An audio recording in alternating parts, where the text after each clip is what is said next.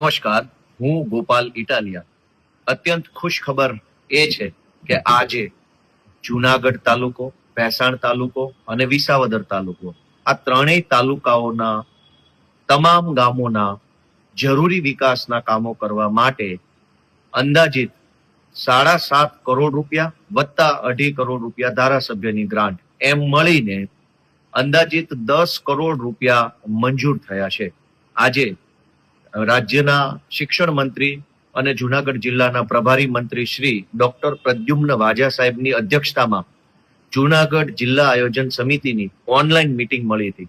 આ મીટિંગમાં વિસાવદર તાલુકાના ગામો, ભેસાણ તાલુકાના ગામો અને જુનાગઢ તાલુકાના ગામો એટલે કે મારી વિધાનસભા મત વિસ્તારના તમામ ગામોની અંદર સીસી રોડ, ગટરનું કામ, સ્ટ્રીટ લાઇટનું કામ, સાફ સફાઈનું કામ, શમશાનનું કામ, આંગણવાડીનું કામ, પૂર સંરક્ષણ દિવાલનું કામ, નાળા પુલિયાનું કામ, આવા અનેક નાની નાની જરૂરિયાતો જે હોય ગામની એ બધા જ જરૂરિયાતો વાળા કામ કરવા માટે અંદાજિત 10 કરોડ રૂપિયા, જેમાં 7.5 કરોડ રૂપિયા જિલ્લા આયોજન મંડળ અને 2.5 કરોડ રૂપિયા ધારાસભ્યની ગ્રાન્ટ મળીને 10 કરોડ જેટલા રૂપિયા આજે વિસાવદર મત વિસ્તારના અલગ અલગ ગામોના અલગ અલગ કામ કરવા માટે મંજૂર થયા છે.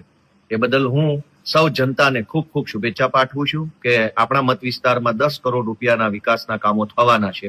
આ અગાઉ ગુજરાતના મુખ્યમંત્રી શ્રીએ 30 કરોડ રૂપિયાના અલગ અલગ નવા રોડ પણ આપણા મત વિસ્તારમાં મંજૂર કરી ચુક્યા છે, જેનું કામ પ્રગતિ હેઠળ છે.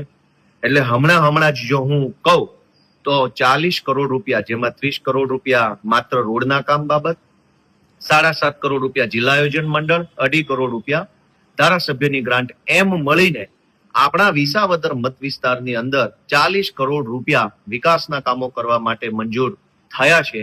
એ બદલ હું જનતાને ખૂબ ખૂબ શુભેચ્છાઓ પાઠવું છું.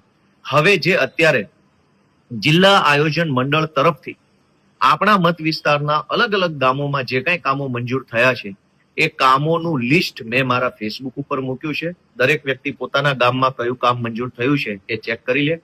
અને હવે જે કઈ કામો મંજૂર થયા છે એ કામ કરાવવા માટે તાલુકા પંચાયત અને ગ્રામ પંચાયતનો સંપર્ક કરવો ખૂબ જ જરૂરી છે. કેમ કે ગામની અંદર જે કઈ પણ કામો મંજૂર થયા છે એ તમામ કામો કરવાની અને પૂરા કરાવવાની સંપૂર્ણ જવાબદારી ગ્રામ પંચાયત પાસે હોય છે.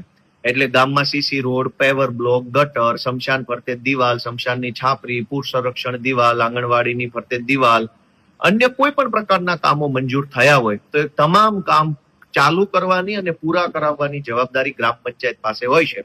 પરંતુ આ કામની તાંત્રિક મંજૂરી એટલે કે TSAS એસ્ટિમેટ સર્વે અને ટેકનિકલ સર્વે કરવા માટે તાલુકા પંચાયતના એન્જિનિયરોની જરૂર પડતી હોય છે. તો ગામના દરેક જાગૃત નાગરિકોને એટલી જ વિનંતી છે કે તમારા ગામના તલાટી મંત્રીનો સંપર્ક કરો અને તાલુકા પંચાયતમાં રહેલા SO નો સંપર્ક કરો. SO આનો સંપર્ક કરવાથી તમારા ગામના કામો ચોમાસા પહેલા ઝડપથી ચાલુ પણ થઈ શકશે અને જો ગ્રામ પંચાયત અને સરપંચ સાહેબ વ્યવસ્થિત રસ લેશે તો ઝડપથી પૂરા પણ થઈ શકશે. ફરી એક વખત 30 કરોડના રોડના કામો, 7.5 કરોડ રૂપિયાના માળખાકીય વિકાસના કામો અને 2.5 કરોડ રૂપિયા ધારાસભ્યની ગ્રાન્ટ કુલ મળીને 40 કરોડ રૂપિયા વિસાવદર મત વિસ્તારમાં મંજૂર થવા બદલ હું વિસાવદર મત વિસ્તારના સૌ નાગરિકોને શુભેચ્છા પાઠવું છું. જય જય ગરીબ ગુજરાત.